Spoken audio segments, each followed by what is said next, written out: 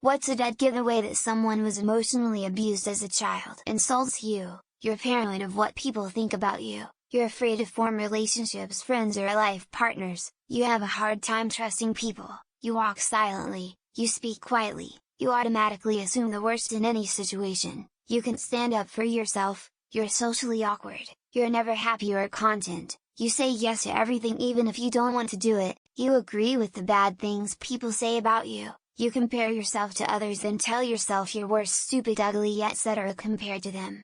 Apologizing at every little thing when they didn't even do anything wrong, becoming distant or suddenly quiet and retreating around certain topics or when someone raises their voice, overall having a long history from a young age of low self-esteem or self-worth, and not wanting to do specific and super minor things, or inversely, not wanting to forget about small minor things that aren't that big of a deal for fear of getting yelled at. Just a few that can be very obvious signs to me since I myself have a few of these same issues. Bullies other people the way they learned at home. As a kid, my bully didn't have much of a chance. His dad was a drunk who always talked down to him, made fun of his attempts to do about anything, and frequently insulted him as being stupid for anything he hadn't learned to do yet. Then he started incorporating that pattern in his own life. He used to be my friend, then I was afraid of him. Later in life I just felt sorry for him, feeling responsible for everyone else's feelings, usually because of parents who blamed them for everything growing up.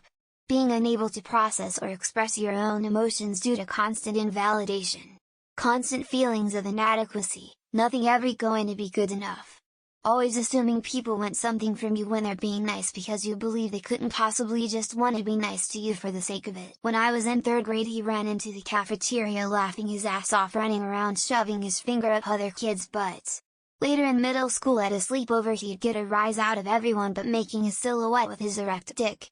None of it was amusing to me and I chalked it up to him being a weird stupid kid, but not until much later in life it dawned on me, oh shit. That kid was for sure sexually molested. Our parents constantly fought in front of us growing up and our mom treated us like her therapist. She was always bad-mouthing our dad to us.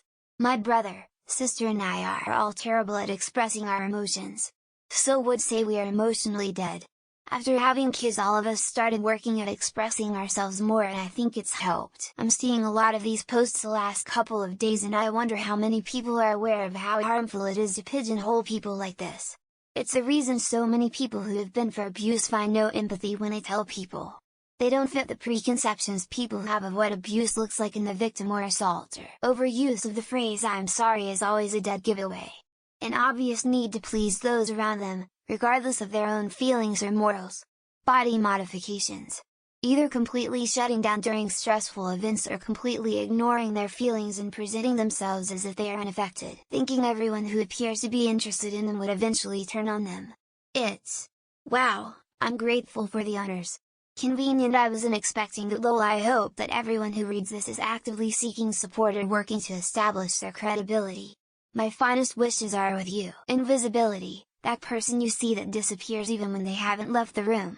It's usually displayed by silence, hunched shoulders, inability to say anything during a confrontation, downward eyes, small movements towards an exit, minimal facial expressions, etc. They always apologize whenever they mess up something that's their fault even if it's extremely little. Don't show signs of sadness, tears. They are scared to be close with people. Yeah, that's me. And therapy doesn't work. Furthermore, never expressing any emotion at all because they were immediately reprimanded or shut down for it as children, which prevented them from feeling or expressing emotions later in life in a healthy way. Never expressing any emotion ever because as a child they got screamed at, shut down for it right away, resulting in them not being able to feel or express emotions in a healthy way later in life. Catastrophic thinking. Always thinking of the absolute worst way a situation could play out in order to prepare yourself for any potential incoming hurt or disappointment. Hypersensitivity to other people's emotional state and mood, ability to read people in general, attention to details when it comes to personalities and habits of others. Apologizing a lot, going along with what everyone else wants rather than having a preference, always needing reassurance about any choice they've made. Closer with our pets than people, BC. Our pets aren't lying to us, screaming at us.